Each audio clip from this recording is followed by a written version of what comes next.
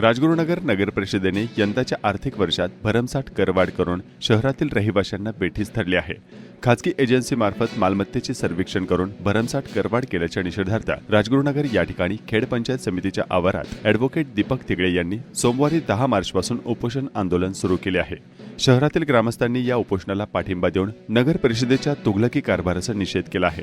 फक्त म्हणायला एसीजेड आपल्याकडे, एमआयडीसी आपल्याकडे, काय उद्योगधंदे असतील ते आपल्याकडे, पण सगळ्यांपासून उपोषित कुपोषित बालका हातूनच आहे।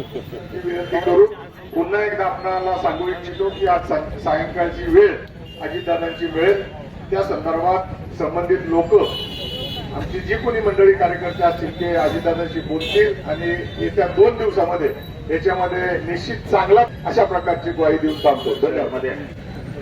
अनेक वेळा चर्चा झाली, संबंधित शिवला आम्ही या ठिकाणी पत्र देऊन त्यांच्या कानानंतर कलेक्टरला भेटलो। कलेक्टरने डायरेक्ट सांगितलं की हा विषय पालकमंत्र्यांकडे आहे, परंतु मित्रांनो गेल्या अनेक वर्ष नगरपालिकेचे कारभार हा प्रशासकीय मधून या ठिकाणी चाललेला आहे आणि या ठिकाणी काम होतं। अशा पद्धतीचं काम त्या ठिकाणी चाललं। बऱ्याच वेळा शिवाला सांगून शिव त्यामध्ये लक्ष घालत नाही, एजंट करून त्या ठिकाणी आजपर्यंत शिवनी काम केलेले सगळे अधिकारी त्याच पद्धतीने